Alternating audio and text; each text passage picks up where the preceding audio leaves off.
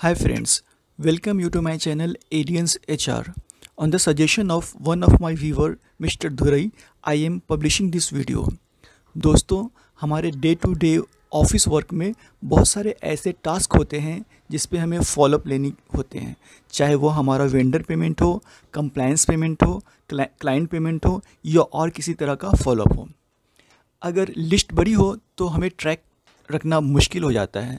So yes, मैं यहाँ आपको इसका सॉल्यूशन बताऊँगा कि कैसे हम ड्यू डेट्स का एक्सेल में ट्रैक रख सकते हैं। दोस्तों, यहाँ पे मैंने एक एग्ज़ाम्पल लिया है आपके बेटर अंडरस्टैंडिंग के लिए। पहले कॉलम में वेंडर नेम मैंने रखा है, दूसरे कॉलम में बिलिंग डेट, तीसरे कॉलम में ड्यू डेट रखा है। एज्यूम किया है कि ये 15 दिन बाद ड्यू है।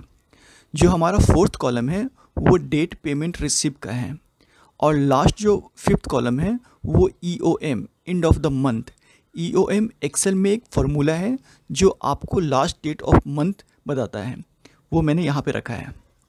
अब हम सिक्स्थ कॉलम में फॉलो अप रिमार्क मेंशन करेंगे इफ़ कंडीशन से। सो इफ़ कंडीशन कैसे वर्क करेगा मैं वो आपको बता देता हूँ।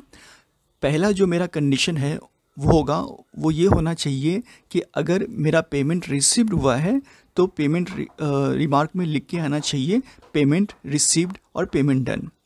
और अगर उस स्पेसिफिक मंथ के लास्ट डेट तक कोई भी पेमेंट नहीं आया है तो ऐसा रिमार्क में आना चाहिए पेमेंट ड्यू करके।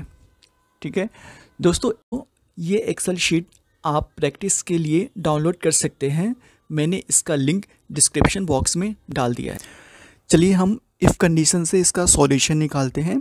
सबसे पहले मैं यूज़ करूँगा if logic. If EOM end of the month is greater than C2 which is due date, then यहाँ पे जो इंडिकेट होना चाहिए वो होना चाहिए पेमेंट ड्यू करके। अगर नहीं हो तो ये cell as a blank represent होना चाहिए। ठीक है, मैं इंटर मारता हूँ यहाँ पे। अभी आप देख सकते हो ये मेरा पेमेंट ड्यू, सभी डेट्स सभी वेंडर्स के पास हमारा पेमेंट ड्यू दिखा रहा है। बट एग्जांपल के लिए मैं यहाँ पे पेमेंट रिसीव डेट में 17 मार्च 22 डालता हूँ। तो आइडियली यहाँ पे पेमेंट ड्यू नहीं, पेमेंट डन करके आना चाहिए, जो हमारा अभी रॉन्ग आ रहा है। ठीक है, तो इसे करेक्ट करने के लिए हम एक और इफ़ कंडीशन यूज़ करेंगे। यहाँ पे इफ़, सबसे पहले इफ़ टाइप करके हम सिलेक्ट कर लेंगे पेमेंट रिसीव्ड। अगर ये ब्लैंक हुआ, ठीक है, तो मेरा जो दूसरा लॉजिक मैंने लगाया है इफ़ का वो कैरी करना चाहिए, ये वाला लॉजिक। ओके, नहीं तो कंट्रोल सेट, नहीं तो मुझे यहाँ पे मैसेज लिख के आना चाहिए पेमेंट डन करके। अगर वो ब्लैंक नहीं है इट मीन्स पेमेंट मेरा हो गया है, तो पेमेंट डन करके यहाँ पे आना चाहिए। मैं इसको क्लोज़ करता हूँ और इंटर मारता हूँ। आप देख सकते हो पेमेंट डन करके यहाँ पे आ रहा है।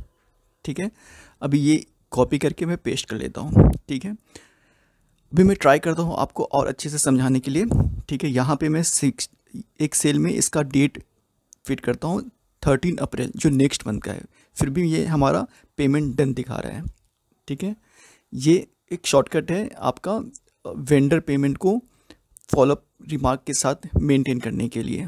ठीक है, अभी हम एक और इफ़ कंडीशन तो मैंने बता दिया है, अभी कंडीशनल फॉर्मेटिंग बताता हूँ जो आपको और क्लियरली ट्रैक रखने में मदद करेगी। इफ़ कंडीशन में मैं यहाँ पे इफ़ कंडीशन में सिलेक्ट करा मैंने format only cell that contain, और वो कंटेन में मैंने यहाँ पे टाइप किया पेमेंट डन। तो ये यहाँ पे अगर पेमेंट डन लिखा है तो यहाँ पे ग्रीन आना चाहिए। ठीक है, आप देखोगे जहाँ पेमेंट डन है वो ग्रीन हो गया।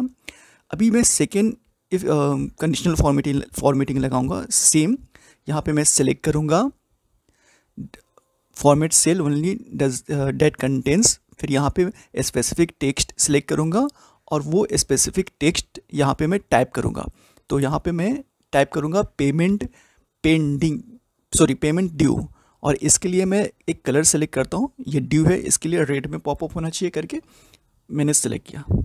ठीक है, आप देख सकते हो यहाँ पे क्लियरली कि जो पेमेंट डन हो गया है वो ग्रीन में है और जो पेमेंट ड्यू है वो रेड कलर में है। ठीक है, ये बहुत ही क्लियर आपको रिप्रेजेंट करेगा ये डेटा। ठीक है, मैं एक रैंडम चेकिंग के लिए आपको यहाँ पे बता रहा हूँ। ठीक है, 31 मार्च लिखा मैंने, यहाँ पे 30 मार्च 2022 रखा, तो ये पेमेंट डन करके ग्रीन हो गया। ठीक है, फिर मैं नेक्स्ट सेल में 22 मार्च 22, तो ये पेमेंट डन हो गया। पहले वो पेमेंट ड्यू था, अभी वो डन हो गया। होप ये वीडियो आपको पसंद आया होगा। So please do like and subscribe.